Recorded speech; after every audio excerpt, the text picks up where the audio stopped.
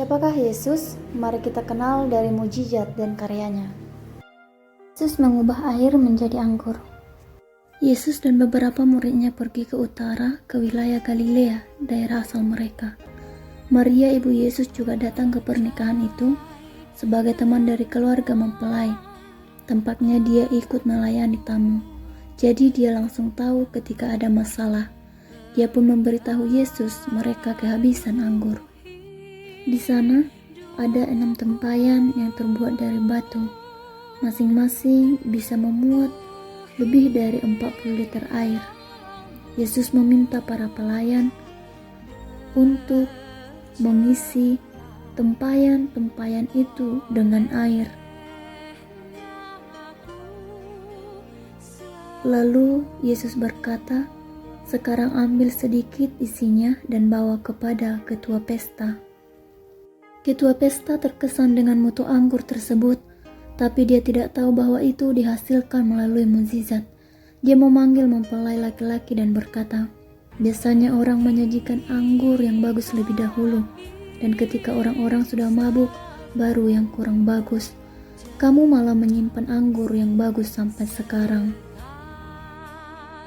Yesus menyembuhkan yang lumpuh di tepi kolam Betesda. Di kolam Betesda itu Yesus menjumpai yang lumpuh dan berkata, "Maukah engkau sembuh?" Lalu yang sakit itu menjawab, "Tuhan, tak ada orang yang menurunkan aku ke kolam ini apabila airnya mulai goncang. Dan sementara aku menuju turun, orang lain sudah mendahului aku." Lalu Yesus bangkit dan berkata, "Bangunlah, angkatlah tilammu dan berjalanlah." Banyak orang yang menyaksikan mujizat itu. Yesus menopang yang lumpuh itu untuk berdiri, dan yang lumpuh itu pun pergi dan menceritakan mujizat itu kepada orang lain. Sembari dia mengangkat tilamnya, Yesus menyembuhkan yang buta. Waktu Yesus sedang lewat, ia melihat seorang yang buta sejak lahirnya. Ia meludah ke tanah dan mengaduk ludahnya itu dengan tanah, lalu mengoleskan pada mata orang buta tadi dan berkata kepadanya, "Pergilah, basuhlah dirimu dalam kolam Siloam." Kepergilah orang itu, ia membasuh dirinya lalu kembali dengan matanya yang sudah bisa melihat. Maka orang banyak bertanya kepadanya, "Bagaimana kamu bisa melihat?" Dia menjawab, "Orang yang disebut Yesus itu mengaduk tanah, mengoleskannya pada mataku dan berkata kepadaku, 'Pergilah ke Siloam dan basuhlah dirimu,' lalu aku bisa melihat."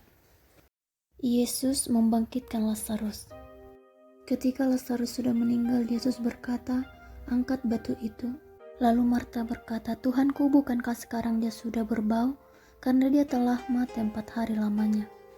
Yesus menjawab, "Bukankah sudah kukatakan kepadamu, jikalau engkau percaya, engkau akan melihat kemuliaan Allah?"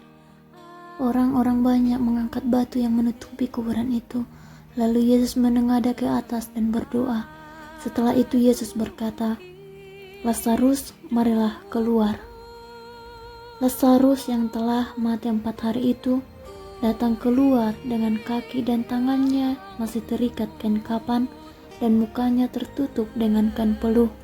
Yesus berkata, "Lepaskan kainnya dan biarkan dia pergi." Yesus memberi makan 5.000 orang. Setelah hari mulai sore, murid-muridnya berkata, "Hari sudah hampir malam, dan tempat ini sepi, suruhlah mereka pergi supaya mereka membeli makanan." Yesus menjawab, "Kamu harus memberi sesuatu untuk mereka makan." Lalu Andreas berkata, "Anak lelaki ini yang membawa makanan hanya punya 5 roti dan 2 ikan. Lalu Yesus berdoa dan mengangkatnya untuk didoakan.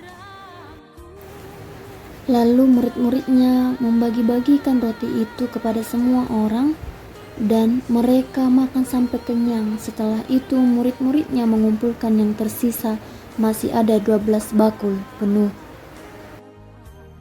Kematian Tuhan Yesus. Di sini kita bisa melihat kematian Kristus, menyerahkan dirinya sebagai korban penebus salah. Ia mengorbankan dirinya. Ia menjadi penanggung dosa. Dia rela mati di kayu salib, menahan haus, menerima cacian dan makian. Namun dia menjalankan itu dengan ketulusan dan keikhlasan serta kesabaran. Kita bisa juga melihat bahwa kematiannya adalah kematian pengganti, satu kematian yang menggantikan kematian banyak orang. Ia tidak mati demi dosanya sendiri, tapi demi dosa orang lain.